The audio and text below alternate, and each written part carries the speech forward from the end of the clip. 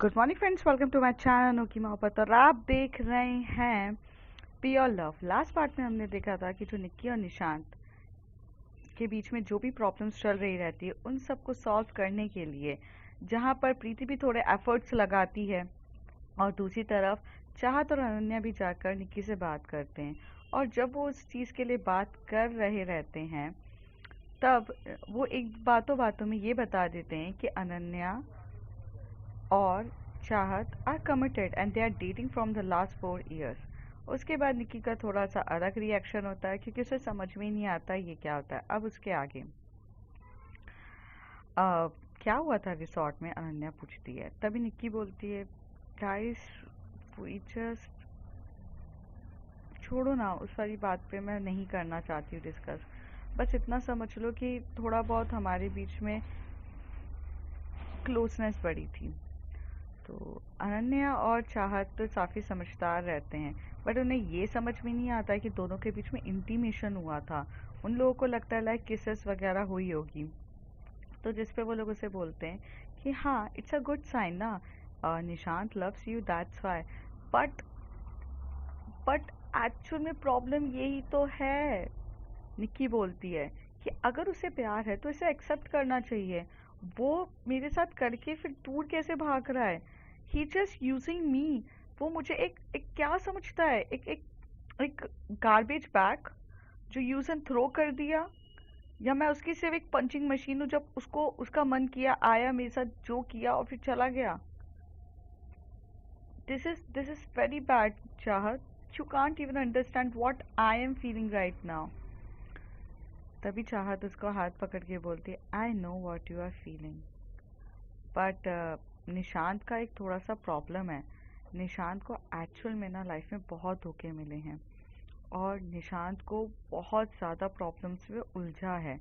इस वजह से उसको ना कभी किसी के करीब आने से डर लगता है और बहुत कम एज में उसने बहुत कुछ फेस किया है। यही एक रीज़न है जो उसे रूट, एरोगेंट और जस्ट बोलते ना सख्त इंसान बना दिया है। वो बहुत स्ट्रिक्ट रहता है, वो स्माइल नहीं करता, वो पार्टीज में नहीं जाता है क्योंकि कहीं ना कहीं वो इंसान भी अंदर से टूटा है, डरा हुआ है बहुत कुछ। यही एक चीज़ है जो उसको इस तरीके से बना दिया है। तो निक्की बोलती है, तो टेल मी हुआ क्या है निशांत के साथ, प्लीज़, तो मुझे पता चलेगा। चाहत बोलती है कि निशांत का फर्स्ट टाइम उसे एक लड़की से प्यार हुआ था जो आस्था थी। तो वो कहती कि हाँ मुझे पता चला। आस्था तो अभी भी अपने स्कूल में है ना? तो कहती हाँ। और आस्था और निशांत एक दूसरे को लाइक करते थे and they are the very attractive to each other and they start dating. Nishant ने प्रपोज किया, आस्था ने एक्सेप्ट किया और वो बहुत काफ़ी एक दूसरे के क्लोज थे और बहुत अच्छे से चीज़ें थी उन दोनों के बीच में। बट प्रॉब्लम ये हो गया था कि आस्था ने डिच किया निशांत को और वो किसी और के साथ चली गई। ये चीज़ जानकर निशांत को बहुत हर्ट हुआ और निशांत ने फिर भी इन सब चीज़ों को भूलकर आस्था के साथ फ्रेंडशिप कंटिन्यू करी। और आस्था ने उसे ये समझाया कि अनन्या उसके लिए राइट लड़की है। शायद आस्था की भी कोई गलती नहीं थी। आस्था को ऐसा लगता था कि अनन्या और निशांत की कंपैटिबिलिटी बहुत अच्छी है क्योंकि बचपन से एक दूसरे के साथ अच्छे दोस्त थे, जिसकी वजह से उन्होंने उसको इस टाइप डाइवर्ट किया। But Ananya loves me and I love Ananya, and ये कैसे हुआ, कब हुआ, हमें खुद नहीं समझ में आया। बस धीरे धीरे कब हमारी लड़ाई झगड़ा प्यार में बदल गया हमें पता ही नहीं चला। लेकिन इस बात पे जब निशांत को फर्स्ट टाइम पता चला था तो निशांत ने बहुत हंगामा क्रिएट किया था, बहुत ज़्यादा प्रॉब्लम्स क्रिएट करी थी, बहुत ज़्यादा इश्यूज हुए थे हमारे बीच में, जिसमें हमारे सीनियर्स थे। और हमारे सीनियर्स जो थे उन्होंने हम दोनों को प्रोटेक्ट किया था क्योंकि निशांत ने हम दोनों की किसी वीडियो उसके पास थी, जिसकी वजह से बहुत वो हमें मतलब अनन्या को अपने साथ रखने के लिए ज़बरदस्ती कर रहा था, जिसकी वजह से अनन्या और हम लोगों के सबके सामने उसका इमेज बहुत गिरा था। और एक तरीके से हम लोगों के सामने निशांत वॉज लाइक कि वो अपने दोस्तों के साथ ही कैसे कर सकता है। बट उस समय निशांत की भी मेंटल कंडीशन थोड़ी ठीक नहीं थी। उसे भी तो सिर्फ प्यार ही चाहिए था। वो भी प्यार का भूखा था उस समय, और उसने जो कुछ भी किया गलत। फिर प्रीति ने हमें सबको समझाया और हमने उसके साथ फ्रेंडशिप करी, कंटिन्यू करी। बट कहीं ना कहीं चीज़ें ऐसी थी कि जो हम उस पर ट्रस्ट बिल्ड नहीं कर पा रहे थे। अनन्या बोलती है, मैं तो बहुत डर के रहती थी निशान से। मुझे तो हर टाइम डर लगता था कि वो पहले जैसा मुझे पकड़ के टॉर्चर ना करे, मुझे ज़बरदस्ती मेरे साथ ना करे। बट निशांत इस तरीके से था। तभी निकी कहती, but now your bonding is so strong, how it's happened. अभी देखकर तो ऐसा लगता ही नहीं कि तुम कभी निशान से डरती थी। अभी देख के तो ऐसा लगता है यू गाइस आर लाइक बहुत अच्छे दोस्त हो। ऐसा कभी कुछ हुआ था ये तो कोई बोल भी नहीं सकता है। तो अनन्या स्माइल करते हुए बोलती, यही तो खासियत होती है दोस्तों की। निशांत उस समय अपनी चीज़ों से थोड़ा भटक गया था, लेकिन वो गलत इंसान नहीं था। वो लड़कियों की पहले से भी रिस्पेक्ट करता था, और कुछ था, बस कुछ गलत चीज़ों में आ गया था। बहुत टाइम लगा निशांत को, पर धीरे धीरे जो निशांत के ऊपर ना बहुत कुछ होने लग गया। जैसे उसके मॉम एंड डैड के भी बीच में बहुत ज़्यादा लड़ाइयाँ होती थी। उसके जो डैड है वो अपनी मॉम के साथ सही तरीके से बिहेव नहीं करते थे। और वो मतलब प्यार, जो लविंग केयर जो होता था पेरेंट्स के बिटवीन में, वो धीरे धीरे ख़त्म होते जा रहा था। और जो प्यार निशांत अपने मॉम एंड डैड के बीच में देख रहा था वो भी हो रहा था। तो कहीं ना कहीं निशांत को प्यार से थोड़ी नफरत सी होने लग गई थी। निशांत को प्यार समझ में नहीं आता था। निशांत को लगता था कि सब ज़रूरत की चीज़ होती है। एक दिन निशांत ने अपनी मॉम को किसी और के साथ देख लिया, एंड अब समझ जाओ दैट पोजीशन में उसने देखा जो सही नहीं था। तो उस दिन से वो अपनी मॉम से भी काफ़ी दूर हो गया, क्योंकि उसने अपनी मॉम से पूछा तो उसने बोला कि तुम्हारे डैड मुझे पैसे दे देते बट प्यार नहीं देते हैं। और निशान को भी ऐसे लगा कि ये प्यार होता क्या है, कि like it's just a need और समथिंग। बहुत मिसअंडरस्टैंडिंग उसकी लाइफ में उस समय घट रही थी, जिसकी वजह से निशांत बहुत दूर रहने लग गया हर एक चीज़ से। वो मुस्कुराना भूल गया, हंसना भूल गया। सबसे ज़्यादा मस्तीखोर इंसान था वो, और सबसे ज़्यादा लविंग था। पर इन दिनों उसके साथ कुछ ऐसे सरगमटेंसेस हुए जिसकी वजह से वो बहुत चेंज हो गया। फैमिली बैकग्राउंड भी काफ़ी उसका बदल गया था। उसके डैड हमेशा से बोलते थे लड़कियों से दूर रहो, लड़कियां ऐसी होती हैं, डिच करके चली जाती हैं। और उसके पापा ने उसके मन में बहुत कुछ भरा था। लेकिन ये बात सच भी थी कि निशांत ने उस समय ये एक्सपीरियंस भी किया था, अनन्या का नो बोलना, आस्था का उसको रिजेक्ट करना, उसे उस कंडीशन पे लाकर छोड़ दिया। थोड़े टाइम के बाद हमारे में राजीव आया, मैंने बताया ना। तो कहती हाँ, राजीव ने निशांत का बहुत अच्छा दोस्त बना। मतलब दे आर लाइक जिगरी यार, बहुत अच्छे थे। एक्चुअली क्या था, जो निशांत था वो टॉपर था, और सच बताऊं उसकी जो पॉपुलैरिटी ऑफ स्कूल बहुत ज़्यादा थी। निशांत को सब जानते थे, हर एक चीज़, मतलब जूनियर से लेके सीनियर्स तक निशांत को सब जानते थे। और सीनियर की भी बहुत अच्छे से निशांत से बनती थी, टीचर्स लाइक ऐसे। राजीव ने निशांत के साथ दोस्ती करी और उसे बहुत अच्छा दोस्त बनाया। बट यहाँ पर निशांत को दोस्ती में भी धोखा मिला। राजीव के साथ जब वो दोस्ती कर रहा था तब वो हमसे काफ़ी दूर होने लग गया था। मतलब प्रीति से वैसा था कि जो प्रीति थी वो उसे कभी अकेला नहीं छोड़ती थी, क्योंकि प्रीति को पता था कि निशांत को अकेला छोड़ दिया तो चीज़ें और कॉम्प्लिकेटेड हो जाएगी। And Preeti was marvellous that time, कि प्रीति बहुत सपोर्टिव थी। मेरे से और अनन्या से निशांत काफ़ी दूर रहता था, मतलब बात ही नहीं करते थे हम लोगों ने। तो कुछ साल ऐसा था कि बात ही नहीं करी, राइट। तो अनन्या कहती हाँ। फिर एक दिन राजीव ने मतलब निशांत के साथ काफ़ी अच्छे से बात करी, और उसने मतलब पूछा तो निशांत ने कह दिया था मुझे अनन्या बहुत पसंद है। राजीव की एक प्रॉब्लम थी कि राजीव को वो सारी चीज़ें अच्छी लगने लग जाती थी जो निशांत को लगती थी। जो निशांत के पास था राजीव को वो सब चाहिए रहता था। तो जब अनन्या को उसने कह दिया, बातों बातों में उसने बता दिया, तो मेरे पास आकर उसने, राजीव ने बहुत गलत ट्रिक्स अपनाई, मुझे पाने के लिए यही सारी चीज़ें करी इवन उसे, जैसे उसकी नज़र मेरे पर तो थी, साथ ही साथ चाहत पे भी थी। और जब राजीव को पता चला कि मैं और चाहत एक दूसरे से प्यार करते हैं and we love each other, तो राजीव ने तो हमें ब्लैकमेल करना स्टार्ट कर दिया कि हमारी फैमिली को बता देगा और बहुत कुछ करेगा। एंड राजीव वांट्स मी और चाहत, एनी वन ऑन हीज पेट।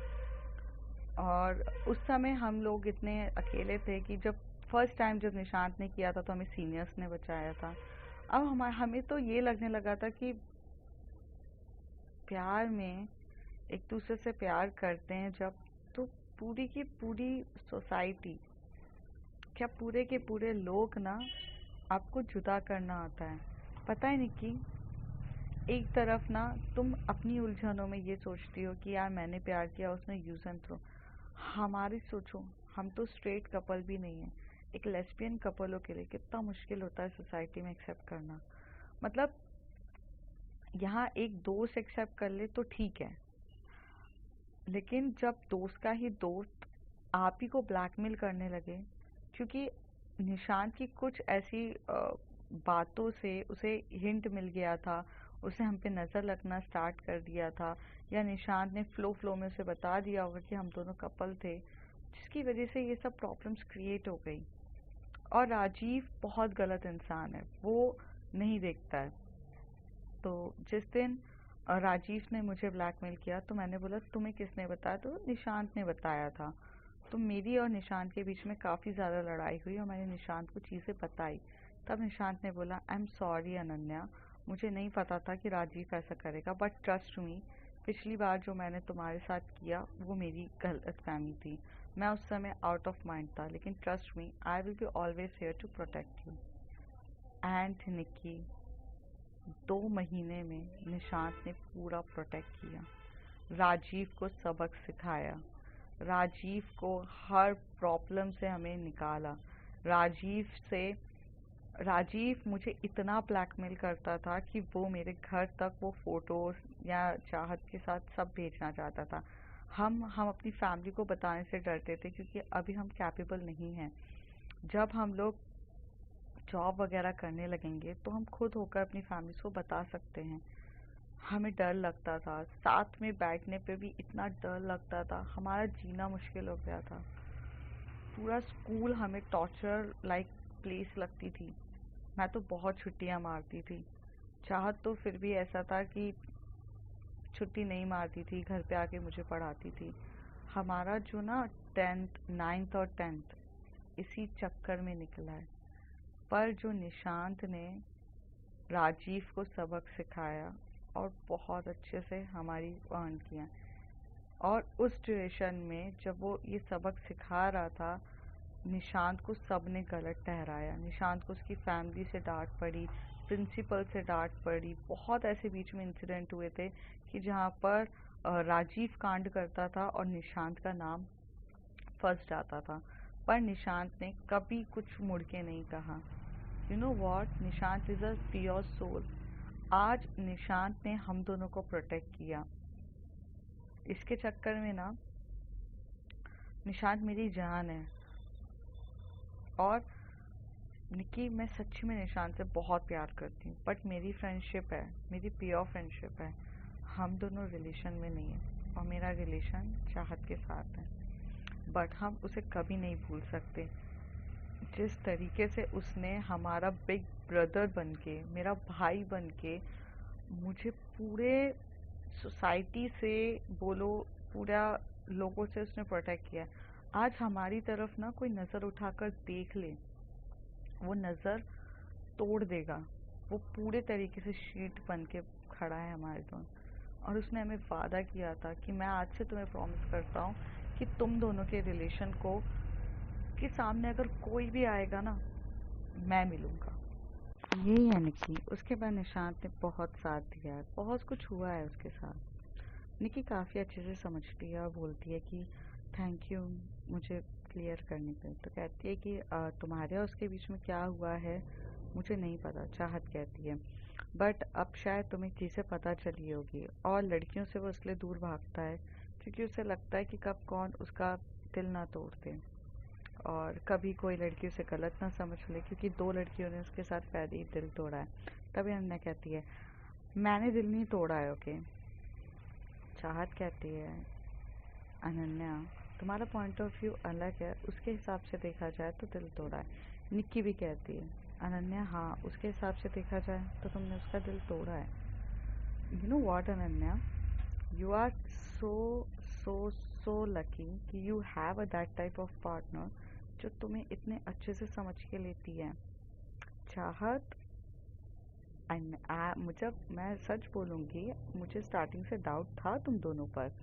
मतलब जिस तरीके से तुम ऑल टाइम अनन्या को प्रोटेक्ट करना, अनन्या का ध्यान रखना, अनन्या की बातों को समझना, मुझे लगता था तुम दोनों की बाउंडिंग कुछ अलग है और काफ़ी ज़्यादा डिफरेंट बाउंडिंग है, और मैंने ये सब चीज़ें मतलब नोटिस भी करी थी।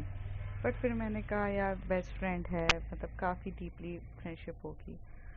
But you guys are dating, ये मुझने कभी सोचा भी नहीं था। तो चाहत हंसते हुए बोलती है कि कभी कोई नहीं सोचता है। So guys just be a normal, कल जब आओगी तो बात क्लियर करना। तो अब हम चलते हैं, ओके बाय। तो यहाँ से चाहत और अनन्या बाहर निकलते तो अनन्या कहती है, I am lucky, what about you, you are not lucky to have me. तो चाहत उसको टाइटली हक करती है साइड से, कहती है, जानू I am the most luckiest person in the world to have you. मुझे तुमसे अच्छा पार्टनर कभी नहीं मिल सकता और मिलेगा भी नहीं। तुम जितने अच्छे से मुझे समझती हो, प्यार करती हो, उतना कोई नहीं कर सकता। समझ में आया? तो कहती है, अच्छा ऐसा क्या? तो कहती है, ऐसा ही। ओके। तो ऐसे करके दोनों काफ़ी खुश होकर चले जाते हैं। नेक्स्ट डे जब स्कूल आते हैं तो चाहत और अनन्या तो नॉर्मल ही रहते हैं, प्रीति वगैरह सबका नॉर्मल चल रहा रहता है। निक्की और निशांत एक दूसरे के साथ आंखें मिलाते हैं। निक्की को समझ में आता है कि उसे सॉरी बोलना चाहिए, उसने थप्पड़ मारा था। निशांत को भी समझ में आता है कि उसने उसके साथ जो बिहेवियर किया वो गलत था, मतलब अपनी इनसिक्योरिटीज़ को लेकर किसी के साथ ऐसे बिहेव करना, दैट इज़ वेरी बैड।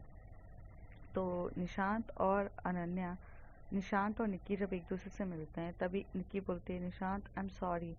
उस सेम टाइम निशांत भी उसे बोलता है, आई एम सॉरी। और दोनों एक दूसरे को देख के स्माइल करने लगते हैं और वो कहते हैं कि क्या हम बात कर सकते हैं। तो दोनों जाते हैं एक एम्प्टी रूम में और वहाँ जाकर बात कर रहे रहते हैं। तो जहाँ पर निक्की उसे बोलती है कि मुझे थप्पड़ नहीं मारना चाहिए था, बट मैं क्या करूँ निशांत, मेरा गुस्से का लेवल थोड़ा एग्रेसिव हो जाता है, मैंने कभी किसी से प्यार नहीं किया है। मैं सच बोलूँ, मुझे तुमसे प्यार हो गया है, मैं तुमसे बहुत प्यार करती हूँ, और उस प्यार में सब कुछ होने के बाद तुम मुझे मुझे ऐसे ऐसे बिहेव करोगे, ऐसे दूर भागोगे, तो यही लगेगा ना मुझे कि like you are the same like other guys जिसको यही चीज़ चाहिए थी। तो निशांत टर्न होके बोलता है कि निक्की तुम अपनी जगह बिल्कुल सही हो, गलत तो मैंने किया ना, पहले अपनी पूरी हदें पार कर ली और उसके बाद तुम्हारे साथ ऐसा बिहेव करूँगा। तुम्हारी जगह कोई और गर्ल भी होती तो वो करती। मैंने अपनी इनसिक्योरिटीज़ और इन सब के चक्कर में मैंने सिर्फ तुम्हें हर्ट ही किया है, और मैं ही बहुत गलत इंसान था और गलत सोचता था। बट निक्की मुझे अभी भी डर लगता है, मेरे को लगता है डर, क्योंकि बिकॉज मेरे साथ पास्ट में बहुत कुछ हुआ है। मैं तुम्हें अपने पास्ट के बारे में बहुत कुछ बताना चाहता हूँ। जैसे ही वो बताना आता है निक्की उसके माउथ पे हाथ रखती है और कहती है, ज़रूरत नहीं है, मुझे तुम्हारे पास से लेना देना नहीं है, मुझे तुम्हारे प्रेजेंट से लेना देना है, और मैं आज से तुम्हारा प्रेजेंट बनना चाहती हूँ और फ्यूचर भी। जो पास्ट में हुआ उसे होने दो। और यहाँ पर इन दोनों के बीच में काफ़ी अच्छी जो अंडरस्टैंडिंग होती है, मिसअंडरस्टैंडिंग सारी क्लियर होती है, कंपैटिबिलिटी होती है और हो जाता है। और ऐसे आने वाले 3-4 दिन या फिर 1 या 2 महीने बोलो, ऐसे चलने लग जाते हैं। अब यहाँ पर सब अपनी लाइफ में काफ़ी इंजॉय कर रहे थे। तो आफ्टर द 5 years, 5 साल आगे बढ़ती है कहानी।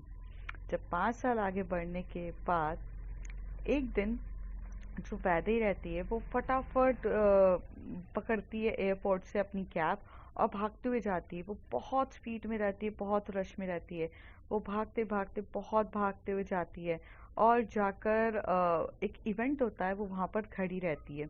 वो इवेंट में जैसी वो वहाँ पर एंटर्ड होती है, सारी जो पूरी जो मीडिया रहती है वो वैदेही की तरफ देखने लगती है और वैदेही को बोलने लगती है, hello ma'am, ma'am can I have a one photo with you, ma'am you are so amazing amazing.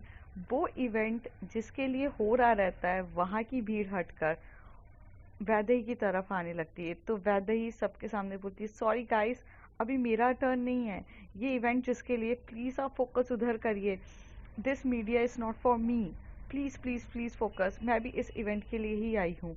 और वो अपना सारा लगेज साइड में रखती है और वहाँ पर एक वीआईपी चेयर रहती है, वो वहाँ जाकर बैठ जाती है।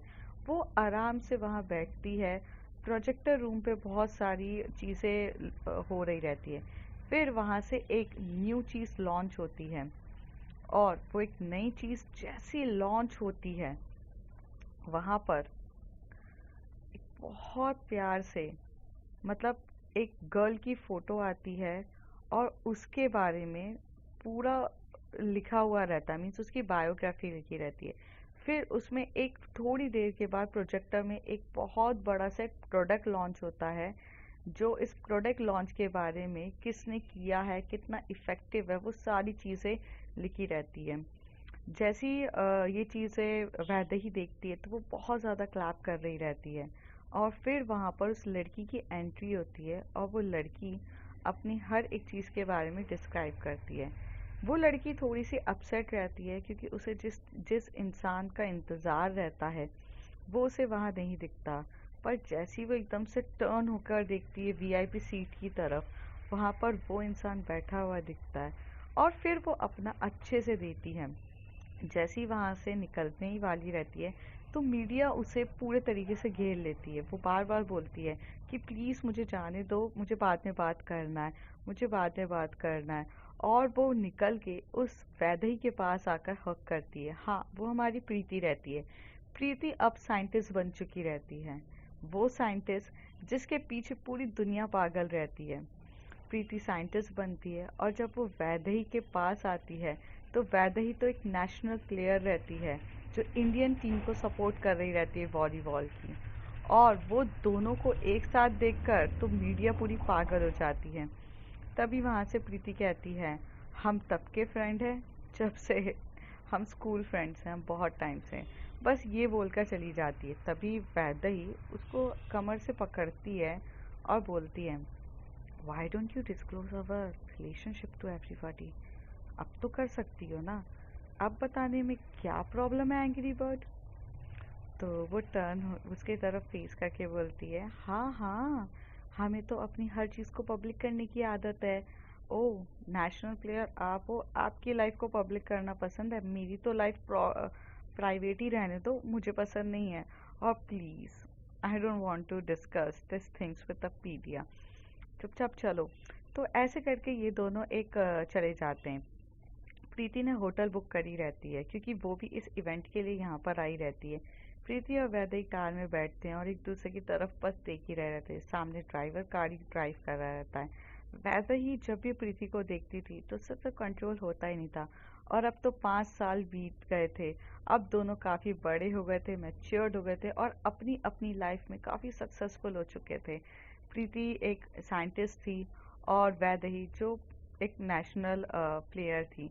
दोनों का बैकग्राउंड अलग था लेकिन जो फीलिंग्स एक दूसरे के लिए जो स्कूल टाइम पे थी वही एक दूसरे के टाइम पर थी। और वो दोनों एक दूसरे की तरफ काफ़ी प्यार से एक दूसरे की तरफ देख रहे रहते हैं, जैसे कि मतलब दो जिसमें एक जान वाली फीलिंग उन दोनों को आ रही रहती है। तभी वो ड्राइवर को बोलते हैं कि ये जो यहाँ पर आप रोक दो, इसके बाद हम खुद चले जाएंगे।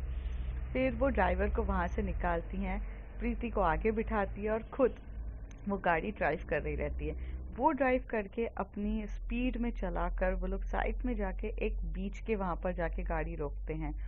और जिस तरीके से उन दोनों को हर टाइम एक शांति में बिताने की आदत थी वो वहीं करते हैं। वो बीच पे रोकते हैं, दोनों कार के बोनट पे बैठते हैं और तारे की तरफ देख रहे रहते हैं और कहते हैं कि all our dreams come true. हमने कभी सोचा भी नहीं था कि हम इतने मैं तुम्हारे साथ इतने टाइम तक रह पाऊंगी। वैदेही मजाक में कहती है, oh you just set me I am your life and you want to handle me all the time. अब तुम पलट क्यों रही हो? तो कहती, जानू मैं पलट कहाँ रही हूँ, पर देखो ना इतने साल हो चुके हैं हमारे चीज़ को। देखा जाए तो we are dating each other for the 9 years। कुछ प्रोमिसेस और कुछ चीज़ें फेक नहीं होती हैं, वक्त के साथ और स्ट्रांग होती है। और आज और मैं तुम दोनों यहाँ साथ में हूँ, इससे ज़्यादा और क्या चाहिए? वही जगह, वही सब कुछ, वही हम और हमारी फीलिंग्स। पता भी नहीं चला ये 5 साल करियर में फोकस करते करते हम दूसरों से अलग होने के बाद भी दिल से इतने करीब हुए। लोग कहते हैं लॉन्ग डिस्टेंस पे भी चलता नहीं है, बट सच बोलूं चलाने वाले को लॉन्ग डिस्टेंस भी चलाना आना चाहिए, सब चलता है। हाँ हाँ, और गुस्सा हैंडल करना भी आना चाहिए, वरना तो रिलेशनशिप ब्रेक होने में टाइम नहीं लगता है। वैदेही कहती है, दोनों एक दूसरे से काफ़ी अच्छे से बात कर रहे रहते और फिर वैदेही ऊपर होकर प्रीति को किस कर रही रहती है। वो दोनों एक दूसरे के साथ काफ़ी कंफर्टेबल होते हैं, बहुत टाइम बाद वो एक दूसरे से मिले हुए रहते हैं। और ये इवेंट जितना वैदेही के लिए जितना प्रीति के लिए इम्पोर्टेंट था, उससे कहीं ज़्यादा इम्पोर्टेंट वैदेही के लिए था, क्योंकि प्रीति के चेहरे पे वो स्माइल और वो सब देखने के लिए वैदेही कुछ भी कर सकती थी। वैदेही भाग कर दुनिया से लड़कर आने के लिए तैयार थी, वो उनमें से थी। और यही चीज़ उसे एकदम नायाब और खूबसूरत बनाती थी। दोनों एक दूसरे से बहुत प्यार से मिलते हैं, काफ़ी एक दूसरे को किस करते हैं। फिर वैदेही बोलती है कि यहीं करना है या कार के अंदर? तो कहती है ओह रूम पे करना है। तो कहती नो, आज रूम पे जाने का मूड नहीं है, अब जो होगा वो यहीं होगा। फिर वो दोनों एक दूसरे को कार पे जाते। कार अच्छी बड़ी रहती है और बहुत अच्छी स्पेस रहती है, दोनों कार के अंदर रहते हैं, कार को साइड में लगाते हैं और एक ओपनली स्पेस भी चाहिए रहती है उनको, और थोड़ा सा प्राइवेट भी चाहिए रहता है। और कार से अच्छा वो भी बीच के साइड में लगाकर मूवमेंट, इससे अच्छा कहाँ मिलेगा। वैसे ही तो बहुत ज़्यादा एक्साइटेड रहती है, अपनी अपनी जो टी शर्ट्स होती है वो फटाफट रिमूव करती है। जो हमारी प्रीति रहती है उसने पूरी फॉर्मल पहने रहता है, उसने ब्लेज़र पहना रहता है फॉर्मल, उसकी शर्ट रहती है और पैंट रहता है।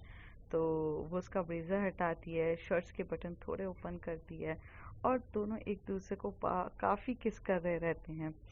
जो प्रीति रहती है उसकी उसके बाल इतने बड़े रहते हैं, पहले से ज़्यादा बढ़ चुके रहते हैं।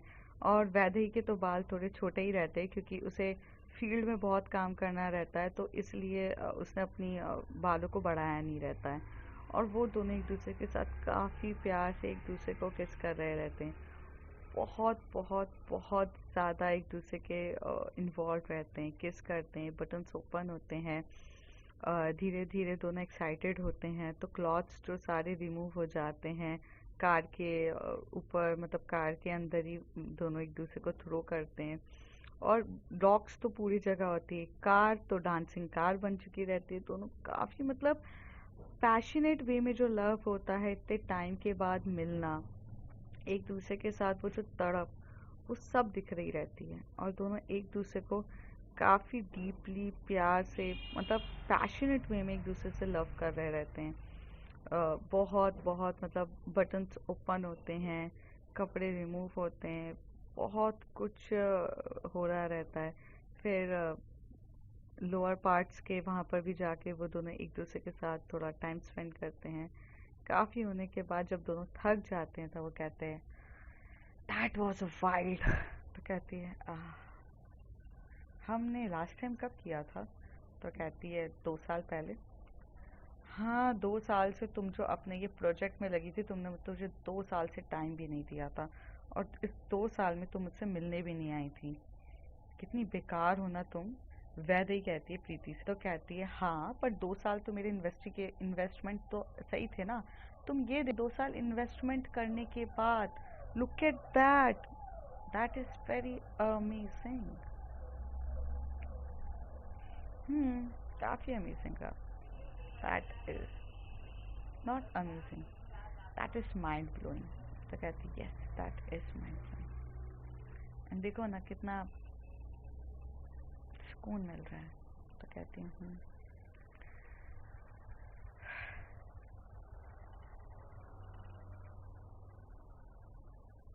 प्रीति, will you marry me? Vaidehi कहती है। तभी प्रीति कहती है वो तो पहले से ही पता है ना, we are going to get married, but अभी तो हमें टाइम है। तो कहती यस अभी तो बहुत टाइम है।